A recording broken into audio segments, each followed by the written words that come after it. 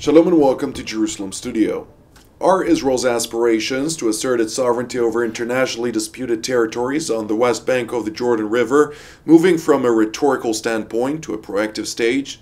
With July 1st upon us, are we to expect an imminent historic declaration? To analyze these questions, we're joined from Central Israel by Dr. Lerman, who is the Vice President of the Jerusalem Institute for Strategy and Security and a lecturer at Shalem College. Welcome. Good to be here. Also joining our panel from another location in Central Israel is Colonel in Reserve Reuven Ben-Shalom, who is a cross-cultural strategist and associate at the International Institute for Counter-Terrorism in Herzliya. Welcome. Hello.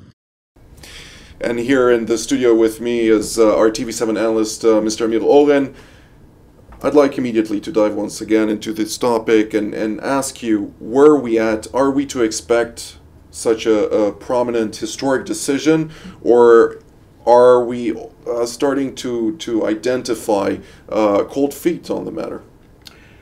So the Israeli cabinet is composed of two co-equal blocks, co-equal only in their arrangement where they cancel each other. One block is headed by Prime Minister Netanyahu, and the other one by the alternative Prime Minister or alternate Prime Minister and Defense Minister Benny Gantz.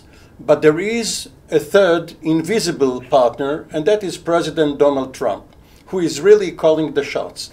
Now, some may find it ironic that in the very question of whether to extend a country's sovereignty, this country is not really sovereign because it has to take the counsel of another country.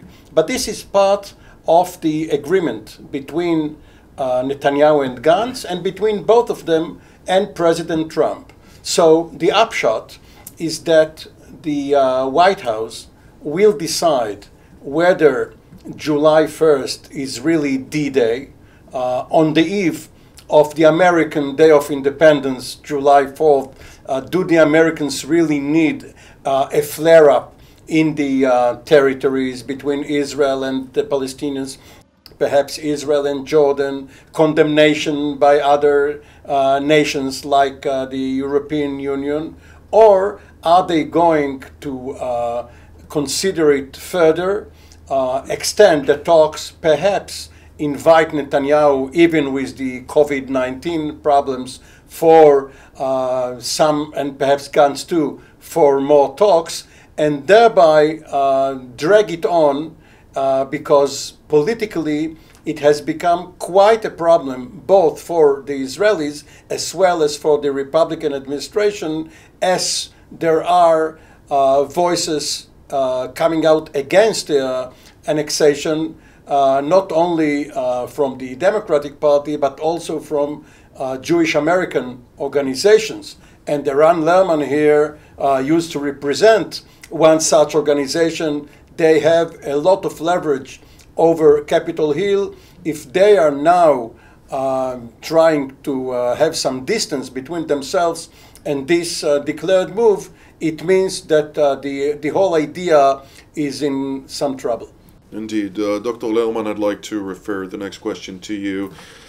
As former deputy director of the Israeli National Security Council, to what degree do you see, as somebody who advised numerous Israeli governments, such a move actually implemented on July 1st at a time when there is so much division and disagreement? Well, I think there are two key elements here. One is to sustain national cohesion. If the parameters chosen deepen the division within Israeli society and almost by implication, by necessity, also deepen the divisions within the cabinet, then this becomes much less implementable and definitely much less marketable to the one audience which really matters, which is the American, not just the American administration, but also Congress, American Jewry, and Israel's friends on the other side of the water. In Europe, we have friends and we have people who like us less, and their attitudes are preordained. whatever we do cannot make that much of a difference for most of them. But in America, if we choose something around which the majority of Israelis can unite, then I think we can have also the necessary impact. And such an agenda needs to be largely based on Israel's security needs. This is why at the Jerusalem Institute, for example, we have advocated a phased strategy which would be focused on the areas vital to Israel's security around Jerusalem and in the Jordan Valley, and leaving other issues open for later for negotiations, on the assumption that this is the first step towards the implementation of the Trump plan. This is not a freestanding, one-sided act. It is an act of implementation embedded in a broader acceptance of the Trump plan with its various implications. Indeed. Colonel Ben-Shalom, Dr. Lerman is speaking about specifically Israel's national security needs. We all understand the significance of the strategic depth when we're talking about the territorial boundaries of Israel. The Jordan Valley has a lot of significance as it is indeed the longest stretch of territorial border between us and a friendly nation, of course, which signed a peace treaty with Israel in the mid-90s. But at the same time, we're looking at a situation where we realize that if such a move is indeed implemented at this stage, there is going to be resistance from the Jordanians, and even might jeopardize the Israeli peace treaty with Jordan, even though it's not in Amman's interest to do such a move, which would drastically also impair its capacity of maintaining stability in its own country vis-a-vis other countries in the region if it fails to remain within Israel's favor. To what degree do you see the current dynamic actually realized in such a complexity of a situation? Well, complexity is the right word here, because the question is, how do we attack this issue? What is our goal? What's on our scope? Even when we say in Israel national security, most Israelis make the mistake of thinking that means defense. And of course, national security means many more things. Some of the pillars of national defense are the society and the economy and the government. And the main thing here, I think, is looking short-term or long-term. If I would know what our long-term goal is and define it, and then I would be able to make derivatives of that back and see what the tactics are right now and how to achieve that long-term goal, this discussion could have been more productive. I totally agree that the Jordan River is a key asset for Israel's defense, long-term, short-term. Of course, the question is, if annexing the Jordan Valley right now, if doing this overtly with all the negative ramifications that we probably will see, if this is what will secure the Jordan River in the long term, the Jordan Valley. So that's the big question. I think it's clear that if you look at short-term security, the ramifications will be negative, because we hear what the Jordanians say, what the Palestinians say. Even it's more than threatening, it's more declaring that they're going to immediately dismantle the Palestinian Authority. So no doubt we will be challenged in the near term. The IDF will be challenged. The security burden will be great. It will even compromise preparedness for bigger campaigns, more challenging campaigns. Still, this is not to say it's a mistake, because this whole operation, this whole vision of the state of Israel is looking long term, and sometimes suffering in the short term and working very hard in the short term, and even playing it tough in the short term in order to achieve the long term goals. Indeed. Mr. Oren, to all those who support asserting Israeli sovereignty over the West Bank under the terms of the Trump administration, might not realize that this includes, of course, accepting the Trump vision for peace, if you will, with the regional approach to it and a lot of aspects to that, which also, among others, includes the establishment of a Palestinian state. Now, when I look at the territories, I look at the Palestinian infrastructure, it's near non-existent. The economy, it's in deep crisis, let alone the corona crisis, which just exacerbated a deep issue that already existed there. The governmental institutions, they're completely divided with a lot of bickering happening between the different ministries, especially considering the fact that Palestinian Authority Chairman Mahmoud Abbas is very old and his days may not be very long to remain. To what degree is the Trump administration looking at such a move of a Trump peace plan and saying this is something viable? Especially when the Palestinians outright say, we don't want your money, we want it, but on our terms. We don't want this peace plan, and we reject it completely. Well, for the last 30 years, at least, American administrations, at least going back to George H.W. Bush, have declared that they are not in the business of nation building. And your question really refers to the possibility, perhaps even inevitability, of creating a new failed state. Nevertheless, all administrations have recognized the right of the Palestinians for self-determination. So the real debate centers on the meaning of the term state. Is it a full-fledged state with all of the attributes of having control, full control over its territory, over its population, armed forces, etc., etc.?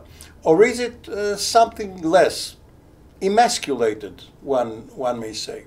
And this is one of the themes on which there is an agreement between Netanyahu and Gantz, and according to Gantz, 80% of Israelis are for this idea. And the idea is to have a demilitarized Palestinian state at the end of the process. Entity, not state necessarily. No, they will call it a state, but it will not have a military organization. It will have a police force. This goes back to the Camp David Accords more than 40 years ago. A strong police force in order to control the enemies of peace within the Palestinian community.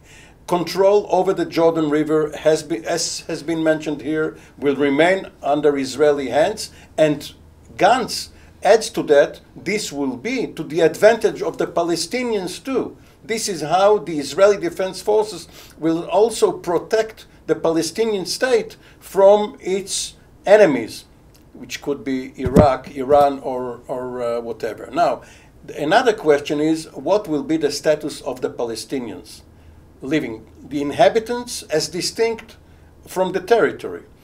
Gantz is saying that even if he agrees to asserting Israeli sovereignty over parts of the West Bank right now, he does not want to add any more Palestinians to those under Israeli control and with Israeli citizenship, because there will be no second-rate citizens or residents, and he does not want to give the Palestinian state any Israeli territories west of the Green Line, which is part of the Trump plan.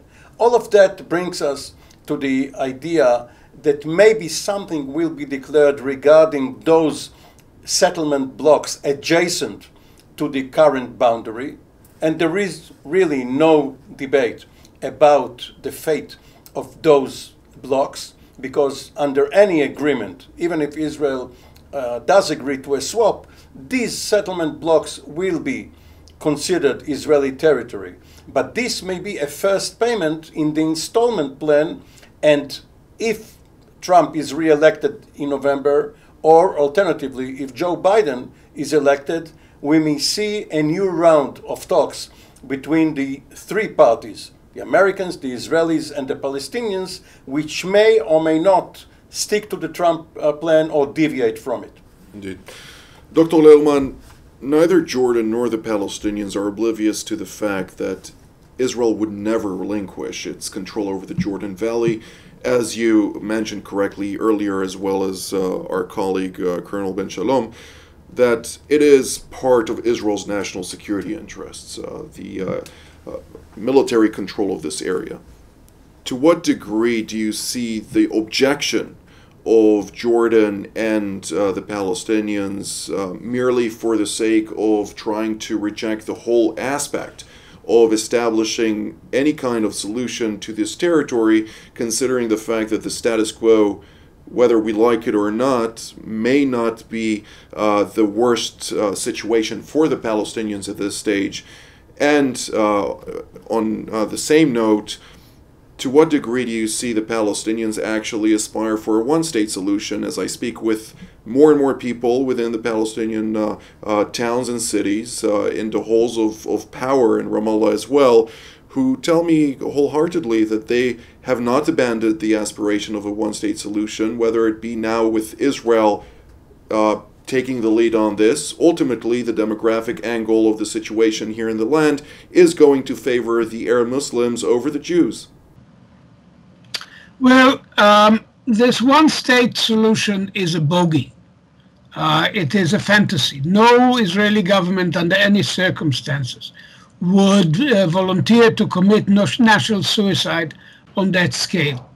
And ultimately, the fantasies of people in the Israeli hard right and the Israeli hard left and Palestinians who think that somehow the present sovereign state, which embodies the right of the Jewish people to self-determination, will be replaced somehow either by a non-democratic or by a non-Jewish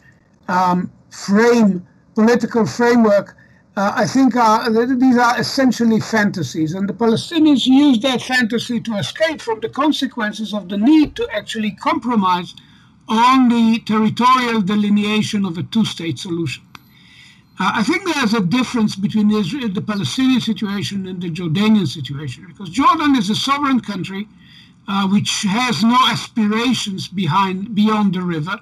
All it wants is not to be cornered into a situation where they have to actually admit to what we all know is the common interest of Israel and Jordan, that we should stay in the Jordan Valley. So we've been trying for years to be sensitive to this Jordanian difficulty and not ask them to be too explicit about these things. But we are coming to, as they say in basketball games, this is the money time.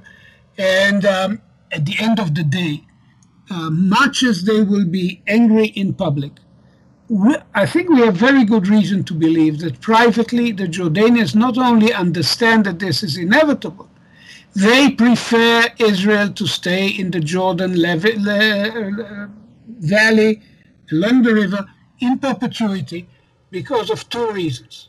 One is that you never know what's going to happen on the Palestinian side. And if it falls under the leadership of something like Hamas or worse, and that starts seeping over from west to east, destabilizing Jordan, it's very important to have Israel in between. And moreover, if there is a vulnerable Palestinian entity, state minus, and all sorts of terrorist elements in the region, the Iranians, Daesh, whoever, want to come over and have the kind of access to it that once upon a time the Iranians had to Gaza because the Egyptians neglected Sinai. They need to, first of all, destabilize and break the stability, the capacities of the Jordanian regime and the Jordanian security forces. As long as Israel is in the Jordan Valley, this is not a tempting target, because even if you manage to destabilize Jordan, you still have to also overcome the Israeli presence. If we vanish from the Jordan Valley, the temptation to destabilize Jordan and destroy it would be very great. And we saw this in the Palestinian situation in the late 60s until King Hussein of blessed memory acted decisively to break the terrorist organization in 1970. He could do so because Israel was right on the other side of the river, ready to act. Indeed. Now, this is the Jordanian angle. The Palestinians, of course, will never, ever admit that they can accept an Israeli sovereignty on anything and beyond the 60s, what they have sanctified as the 4th of June 67 lines, not in Jerusalem, not in the Jordan Valley, not in the settlement. And they are trying their best to fend this off.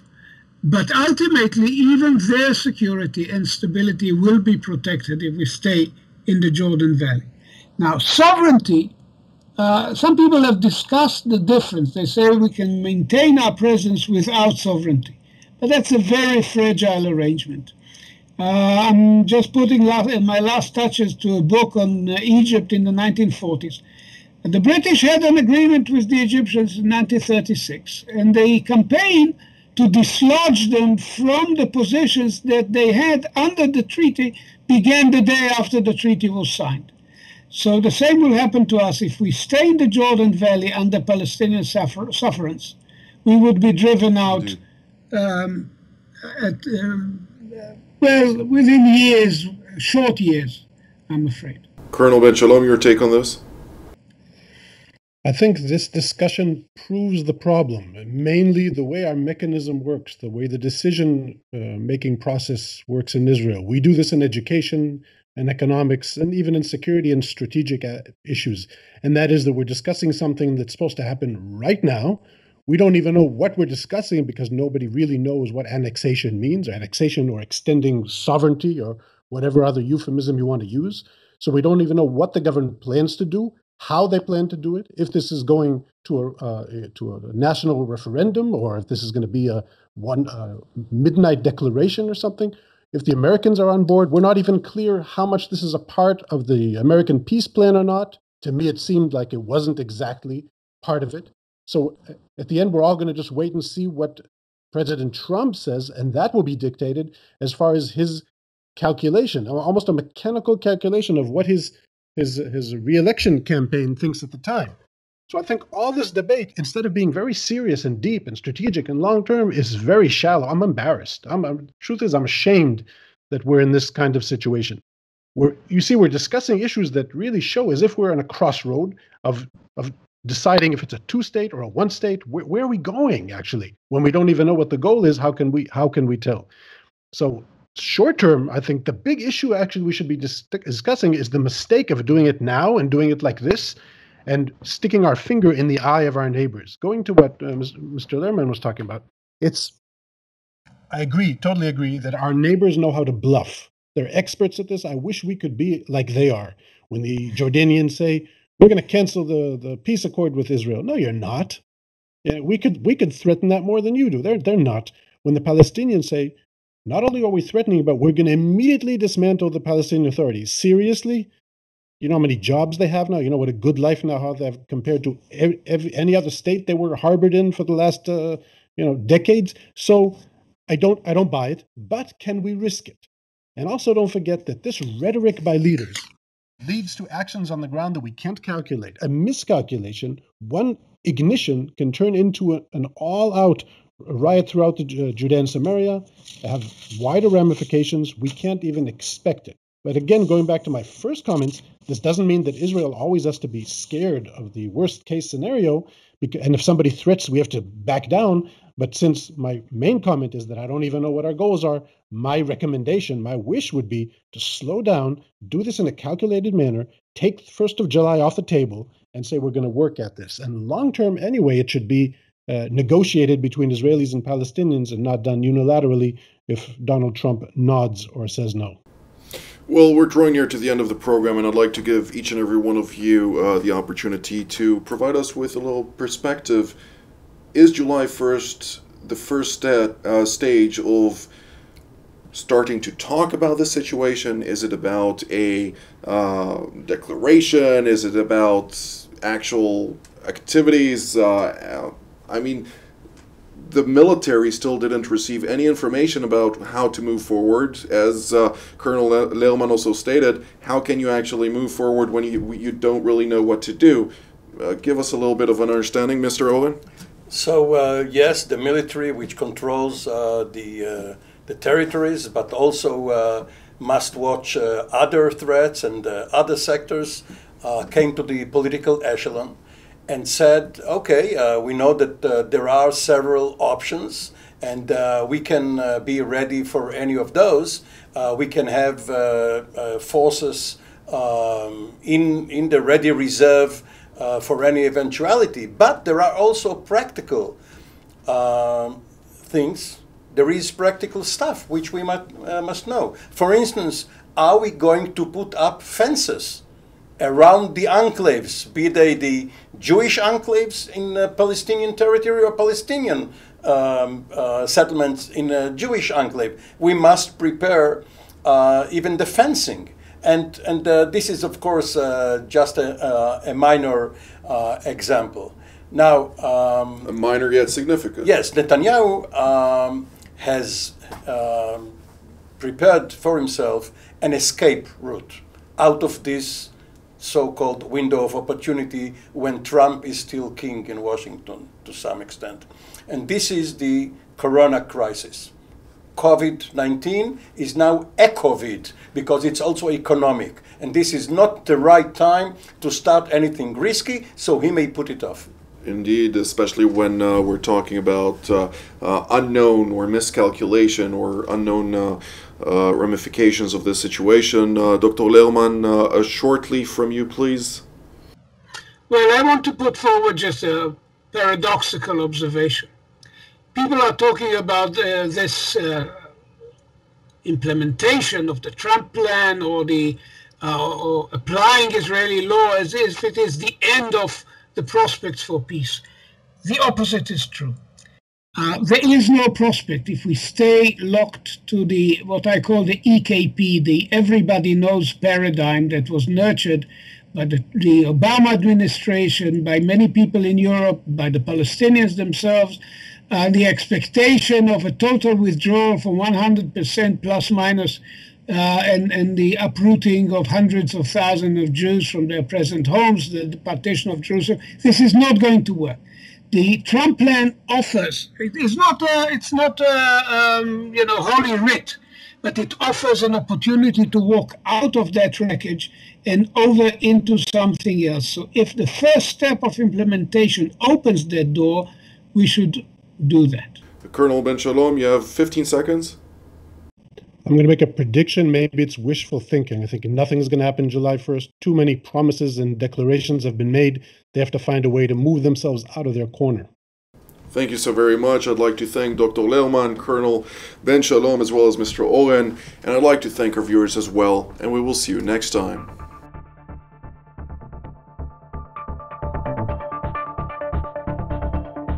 You just watched TV7 Jerusalem Studio. We encourage you to pray for the challenges raised in today's program. If you were blessed by our production, please consider supporting TV7 Israel. The details of our respective bank accounts for donations from Europe and the United States appear on the screen. Your generosity allows us to continue to serve God's calling, to broadcast content that truly matters through TV7 Israel from Jerusalem.